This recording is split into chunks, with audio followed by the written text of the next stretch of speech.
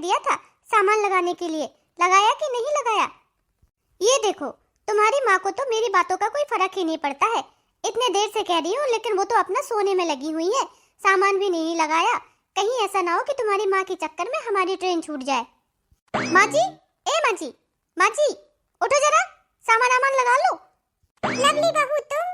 वो बहू मैंने दवाई खाई थी, मेरी आंख लग गई, पता ही नहीं चला। आप भी ना अम्मा जी कैसे काम करती हैं? कल ही बैग दे दिया था, सामान लगा लीजिए। अब आप हमारे साथ शहर में चल रही हो और अच्छा भी है, इस टूटे फूटे घर से तुम्हें छुटकारा जो मिल जाएगा। देखो ना माँ जी, यह कच्चा घर कितना टूट गया है। अगर थोड़ी सी भी बरसात हुई ना तो अंदर वाले कमरे में टपक टपक के पानी भर जाएगा। मुझे तो समझ ही नहीं आता है कि आप और पिताजी इस टूटे फूटे घर में रहते कैसे थे। मेरे तो इस घर में 15 दिन भी काटना मुश्किल हो रहे हैं। हाँ माँ, इस बैग में अपना सामान रख लो तुम और चलो हमारे साथ शहर। अब तो हमारे साथ शहर ही चलकर रहना। बेटा, मेरा तो कुछ ज्यादा सामान है भी नहीं, 2-4 साड़ी धुतियां हैं, वही धर लूंगी। हाँ माँ जी, तो थोड़ा जल्दी कर लीजिए, हमें भी 50 काम होते हैं। अब आप चलिए, जरा बाहर से कुछ खाने पीने का सामान तो ले आइए, मुझे पैकिंग भी करनी है रास्ते के लिए, बच्चों को चाहिए पड़ेगा सामान खाने पीने का। ठीक है, मैं लाता हूँ। क्या करूं, बहू बेटे के साथ शहर जाने के लिए हाँ कर तो दिया है, लेकिन मुझसे अपना घर छोड़ा नहीं जा रहा। जब तक हम दोनों पति पत्नी का जोड़ा था, हम दोनों पति पत्नी इस टूटे फूटे घर में बड़े ही आराम से रहते थे, लेकिन अब मेरे बेटे के पिताजी इस दुनिया से चल बसे हैं, तो मैं अकेली रह गई हूँ। और अभी तो मेरी तबीयत भी 1 महीने से खराब चल रही है, तो बहू बेटे अपने साथ ले जाने के लिए जिद कर रहे हैं। अब मेरे पास ना जाने के अलावा कोई दूसरा चारा नहीं है, और बार बार बहू बेटे को इतनी दूर से फोन करके बुला भी तो नहीं सकते हैं। और फिर बहू बेटों के अलावा कोई मेरा है भी तो नहीं जो गांव में रहकर मेरे बुढ़ापे पर देखभाल कर सके। लेकिन सच बताऊं तो मुझे शहर में बिल्कुल भी अच्छा नहीं लगता। मुझे तो अपना गांव और अपना घर ही बहुत प्यारा लगता है। क्या एक बार बहू बेटे से बात करके देखूं कि इस बार वो मुझे इधर छोड़ जाए, और हो सके तो इस घर को थोड़ा ठीक ठाक करा दे, जिससे बरसात का पानी घर के अंदर ना आए। तो कुछ दिनों तक मैं इस घर में और रह पाऊंगी। अभी से शहर जाकर क्या करूंगी, मेरा उधर बिल्कुल भी मन नहीं लगता है। अम्मा जी, तुम अभी तक इधर ही बैठी हो, अपना बैग उठा के सामान नहीं भरा इसमें? क्या अम्मा जी, मुझे तो लगता है अब आप मेरी ट्रेन छुड़वा के ही मानेंगी। ए लवली बहू, मुझे तुमसे एक बात कहनी थी। हाँ बताओ, क्या कहना है? लवली बहू, क्या ऐसा नहीं हो सकता है कि कुछ दिन तक तुम और बेटा गांव में और बने रहो, तब तक मेरी तबीयत और अच्छी तरह से ठीक हो जाएगी, और फिर इस गांव के टूटे फूटे घर को ठीक करा दो तो मैं इधर ही बनी रहूंगी। वो क्या है ना बेटा कि मैं गांव में रही हूँ पूरी जिंदगी, मुझे शहर के बंद कमरों में या घर में अच्छा नहीं लगता है। क्या अम्मा जी, तुम तो बस फालतू की बातें करती रहती हो। बताओ, एक तो हम तुम्हें अपने साथ शहर ले जा रहे हैं, ऊपर से तो हमें नखरे दिखा रही हो। शुक्र करो भगवान का कि तुम्हारे बहू बेटे इतने अच्छे हैं कि तुम्हें अपने साथ शहर ले जाने के लिए तैयार हैं, वरना आज के जमाने में कौन करता है ऐसा। और तुम इस टूटे फूटे घर में पैसे लगवाने की बात कर रही हो माँ जी। इस घर में तो हम एक फूटी कौड़ी भी ना लगाएंगे, हमारे पास नहीं है इतना फालतू का पैसा। वो दरअसल बहू तुम नहीं समझोगी, मैं इसी घर में ब्याह कराई थी। इस घर का कोना कोना मुझे पहचानता है। मुझे अपने इस घर से बड़ा ही मोह है। भले ही यह घर कच्चा है, लेकिन मेरे सपनों का घर है। वाह माँ जी वाह, अगर ये टूटा फूटा घर तुम्हारे सपनों का घर है तो फिर तो तुम मेरे शहर का घर देखकर पागल ही हो जाओगी। तुम्हारी आंखें फटी की फटी रह जाएंगी। एक बार तुम मेरे शहर का घर तो देख लो, फिर कभी गांव आने की बात नहीं करोगी। लवली, मैं खाने पीने का सारा सामान ले आया हूँ, अंदर कमरे में रख दिया है, उसे तुम किसी बैग में जमा लेना।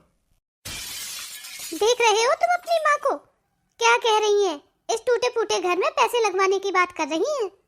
वो बेटा, मैं तो बस इसलिए कह रही थी कि गांव में मेरा मन लग जाता है, और फिर गांव की जो जमीन है उसकी भी देखभाल करती रहूंगी। अगर मैं भी तुम्हारे साथ शहर चली गई तो फिर उस जमीन को कौन देखेगा? तुम तो साल साल में आ पाते हो। अरे माँ, तुम क्यों खेतीबाड़ी की चिंता करती हो? जब तक पिताजी थे तब तक वह खेतीबाड़ी देख रहे थे। अब तुम्हें क्या लगता है कि मैं अपनी नौकरी छोड़ छाड़ कर खेती करने आऊंगा? 6 साल महीने में आकर के खेती को बटाई पर दे जाऊंगा और जो पैसे होंगे वो ले जाऊंगा। मैं इधर गांव में खेती करने के लिए नहीं आने वाला हूँ। ठीक है बेटा। अरे सुभद्रा, सुना है तू अपने बहू बेटे के साथ शहर जा रही है? हाँ कल्याणी, तुमने सही सुना है। चलो अच्छा है, अब तुम बहू बेटों के पास रहोगी, तुम्हारे लिए सहूलियत भी होगी। अरे कल्याणी कहाँ, मुझे तो तुम्हारी इतनी याद आएगी शहर में। अरे तुम हमारे पड़ोस में रहती थी तो सुख दुख की बातें तो कर लेते थे। शहर में तो कोई एक दूसरे से बात भी नहीं करता है। अरे सुभद्रा, तुम चिंता क्यों करती हो? ये कहो कि भगवान की दया से तुम्हारे बहू बेटे इतने अच्छे हैं जो तुम्हें अपने साथ शहर ले जा रहे हैं।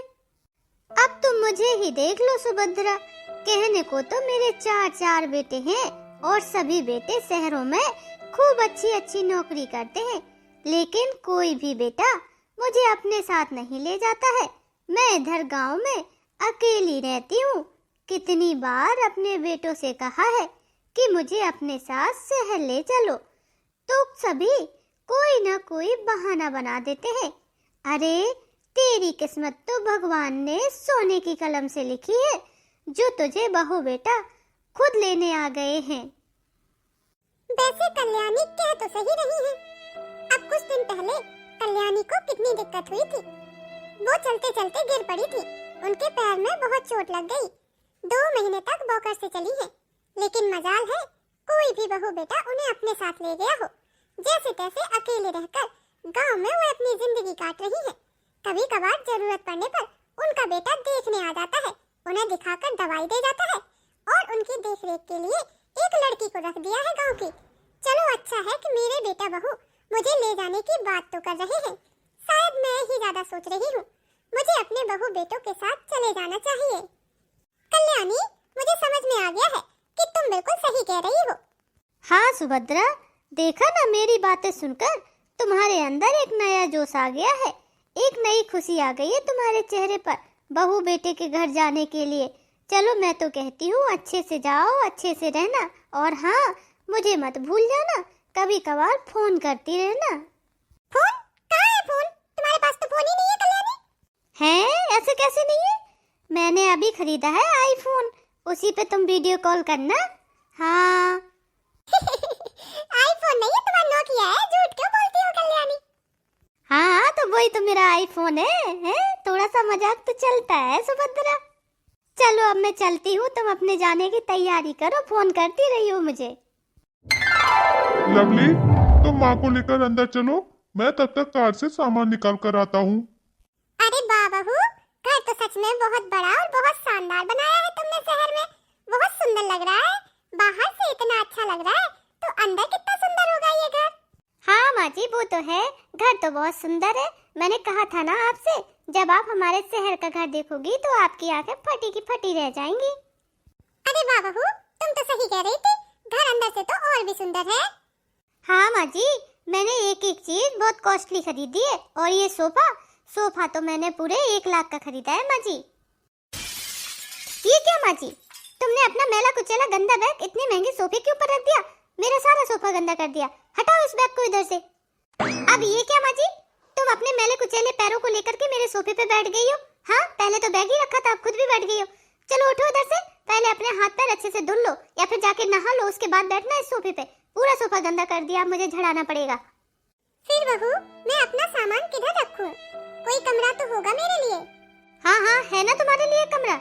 ऊपर वाले छत पे एक कमरा है कोने में, वो तुम्हारा कमरा है। हमने इतना बड़ा घर बनवाया है कि सबके लिए अलग अलग कमरे हैं। यहाँ तक कि हमारे घर में आने जाने वाले मेहमानों के लिए भी एक अलग से कमरा है। आपके घर की तरह नहीं है जो घर के लोगों के लिए ही टूटा फूटा हो। लवली बहू, कोई कमरा नीचे खाली नहीं है। मैं नीचे वाले कमरे में ही बनी रहूंगी। वो बात ये है कि मेरे घुटनों में दर्द होता है, सीढ़ियाँ चढ़ने उतरने में तकलीफ भी होती है। अगर नीचे कमरा रहेगा तो चलने फिरने में आसानी होगी, और फिर ऊपर तो तुम लोग भी नहीं दिखाई दोगे, तो मुझे कहाँ अच्छा लगेगा। मैं तो अपने बहू बेटे के साथ ही रहने आई हूँ। माँ जी, कमरे तो बहुत है हमारे घर में, लेकिन सब बिजी हैं। एक हमारा बच्चे का कमरा है, एक हमारे मेहमानों के लिए कमरा है और दूसरे कमरे में हमने भगवान जी रखे हुए हैं और एक कमरा हमारा है। तो नीचे वाले सारे कमरे तो फुल हैं, आपको ऊपर वाले कमरे में ही रहना पड़ेगा। जाओ जाकर रख लो ऊपर सामान, उसके बाद नहा वहा के आना, तब बैठना इधर सोफे पे। ठीक है बहू। सीढ़ियाँ इस तरफ है लवली बहू? हाँ उसी तरफ है। लवली, सारा सामान निकाल के कमरे में रख दिया है, अब तुम ठीक कर लेना उसको। देखो फ्रिज में दूध पड़ा हो, नहीं तो सामने दुकान से लेके आता हूँ, जरा चाय वाय बनाओ। अरे बेटा, वो मैं ये कह रही थी। क्या क्या कह रही थी माँ जी? वो बहू, ऊपर वाला कमरा तो बहुत छोटा है, छोटे के साथ साथ उसमें इतना सारा सामान अटा पड़ा है कि उसमें तो पैर रखने तक की जगह नहीं है। मैं कहाँ रहूंगी? एक तरफ पेंट के डब्बे पड़े हैं, एक तरफ लकड़ियाँ पड़ी हैं, एक तरफ पुराने पंखे टूटे पड़े हैं। मैंने अपना बैग रख तो दिया, लेकिन उसमें लेटने तक की जगह नहीं है। माँ जी, सामान एक के ऊपर एक रख देती, जगह हो जाती। अरे तुम हो ही कितनी सी, इतने बड़े कमरे में तो आपने लेटने के लिए जगह नहीं बना पा रही हो। चलो मैं तुम्हारी चारपाई के लिए जगह बना देती हूँ उसमें। और तुम्हें तो पता है इतना बड़ा घर बनवाया है तो पेंट वेंट के डब्बे पड़े हैं तो उसी रूम में रख दिए हैं मैंने, कहाँ ले जाएंगे हम। बेटा, तू तो मेरी बात को समझ। मैं ऊपर रहूंगी तो मेरा मन नहीं लगेगा। इधर नीचे कोई कमरा खाली हो तो मुझे दे दो, मैं आराम से बनी रहूंगी। ऊपर तो मुझे तुम लोग भी नहीं दिखाई दोगे, अकेले कमरे में बैठे बैठे मुझे घुटन होगी। बेटा क्या माँ, आप भी कैसी बातें करती हो? अरे मेरे ऑफिस का काम होता है, घर में 4 लोगों का आना जाना लगा रहता है, कभी किसी के साथ मीटिंग हो रही है तो कभी किसी के साथ मीटिंग। इसीलिए घर के बाहर वाला कमरा तो हमने आने जाने वाले लोगों के लिए ही रखा है। मीटिंग पर मीटिंग चलती रहती है और बाकी के कमरे लवली ने तुम्हें बता ही दिए हैं कि सब भरे हुए हैं। माँ जी, जाओ कमरे को ठीक कर लो, जगह बना लो। मैं दूध लेकर आता हूँ। कितनी उम्मीद के साथ बहू बेटे के साथ शहर आई थी कि इधर मैं अकेली नहीं रहूंगी, लेकिन इधर तो बहू बेटे ने मुझे परायों की तरह ऊपर कमरे में डाल दिया है। गांव से शहर इसीलिए आई थी कि गांव में अकेले उनका मन नहीं लगता था, और गांव से बहू बेटा भी मुझे यही कहकर लाए थे कि शहर में अपने साथ रखेंगे। बहू बेटे ने अपने साथ रख तो लिया, लेकिन उन्होंने साथ रहकर भी मुझे पराया कर दिया। मैं अब इधर भी अकेले की अकेली ही रहूंगी। अब आई हूँ तो बहू बेटे के साथ रहना तो होगा ही, जैसे भी होगा मुझे एडजस्ट करना पड़ेगा। आखिरकार ये हमारे बच्चे हैं। बहू, आज तुमने खाने में फिर से पराठे बना लिए। माँ जी, माना कि तुम्हारा बुढ़ापा है, लेकिन हम लोगों का थोड़े ही है जो रूखी सूखी रोटी खाएं। अब हमारे घर में जो बनता है वही तुम्हें खाना पड़ेगा। हम लोगों को पूरी पराठे और तला भुना खाना पसंद है, तो जो बनेगा वो तुम भी खाओ। बहू, जब से आई हूँ तब से तला भुना खाना ही खा रही हूँ। मुझे ऐसा तला भुना खाना खाने की आदत नहीं है। कभी तुम छोले भटूरे, कभी पनीर पूरी, कभी आलू के पराठे, तो कभी पकोड़े बना लेती हो। ये सब खाना खा के मेरे पेट में गैस बनती है और मुझसे ये खाना हजम भी नहीं होता। बेटा, मेरा बुढ़ापे का शरीर है, मेरे लिए कुछ हल्का बना दिया करो, मुझसे ये नहीं खाया जाता। माँ जी, अब जो मिल रहा है वो चुपचाप से खा लिया करो। मेरे पास इतना टाइम नहीं होता कि डबल डबल खाना बनाती रहूं। खा लो, कुछ भी नहीं होता है। बहू, तुम्हारे पास समय नहीं है तो कोई बात नहीं, एक काम करो, मेरे लिए बाजार से तोरी और लौकी जैसी सब्जी ले आया करो, मैं खुद ही बना लिया करूंगी अपने लिए। हाँ माँ जी, ये ठीक है, अपने लिए खाना तुम खुद ही बना लिया करो। क्या क्या किस चीज के गिरने की आवाज थी? क्या तोड़ा माँ जी तुमने? वो बहू, मेरे हाथ से गिलास छूट के गिर गया। ओफो माँ जी, तुमसे तो एक भी काम ढंग से नहीं होता है। अरे 4 दिन से रसोई में काम क्या करने लगी हो? तुम तो अपने आप को बड़ा परफेक्ट समझने लगी हो। मैंने तुम्हें मना किया था कांच की चीजें मत छुआ करो। अब देखो कांच के गिलास में ही पानी पीना है। तोड़ दिया ना इतना महंगा कांच का गिलास, मेरा पूरा सेट बर्बाद कर दिया ना तुमने। एक काम करो, तुम अपनी माँ को वापस गाँव ही छोड़ाओ, ये गाँव में रहने लायक ही है। इन्हें इतना अच्छा घर और इतना अच्छा किचन रसोई कुछ हजम नहीं होता है। अरे रोज ना रोज मेरे घर का कुछ ना कुछ नुकसान कर देती हैं। अभी कुछ दिन पहले इन्होंने मेरे डिनर सेट का बाल तोड़ दिया था, अभी मेरे ग्लास का सेट का बर्बाद कर दिया। ऐसे कब तक चलेगा? ऐसे अपनी चीज़ों की बर्बादी नहीं करा सकती मैं। एक एक चीज़ बड़ी मुश्किल से मैंने जोड़ी है, और माँ है तुम्हारी जो हमारी चीज़ों को तोड़ती फोड़ती रहती हैं। हाँ माँ, लवली सही कह रही है। तुम एक काम करो, अपना सामान तैयार रखना, मैं तुम्हें वापस गाँव ही छोड़ आता हूँ, तुम वहीं रहो। पर बेटा, गांव का घर तो टूट अब जैसा भी हो वो तुम जानो, मुझे नहीं पता। टूट गया होगा तो इसमें मेरी गलती थोड़ी है।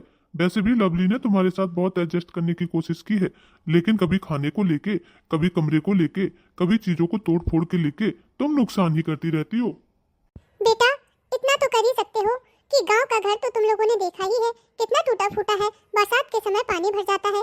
कम से कम मेरे लिए उस घर में 1 या 2 कमरे पक्के बनवा दो, रसोई पक्की करवा दो। अकेले कच्चे घर में रहने में डर लगता है। माँ जी देख नहीं रही हो हमने कितना महंगा घर खरीदा है। अभी तक इस घर की ईएमआई पटा रहे हैं और आप उस टूटे फूटे घर को संवारने की बात कर रही हो। हमारे पास नहीं है इतना पैसा जो तुम्हारे गांव के टूटे घर को ठीक करवाए। ठीक है बेटा, तो तुम मुझे वापस गांव ही छोड़ाओ। इधर तुम्हारे घर रह के भी मुझे कौन सा बड़ा अच्छा लगता है। तुम दोनों तो मुझसे बात ही नहीं करते हो, ऊपर अकेले कमरे में डाल दिया है। तो उससे अच्छा है मैं गांव में ही रहूं। मैं अपने गांव के ही घर को ठीक करा लूंगी और उसी में अच्छे से रहूंगी। कम से कम वो घर अपना घर तो लगता है। ये तो बहू बेटों का घर होते हुए भी परायापन सा लगता है मुझे। कभी अपनापन फील ही नहीं हुआ।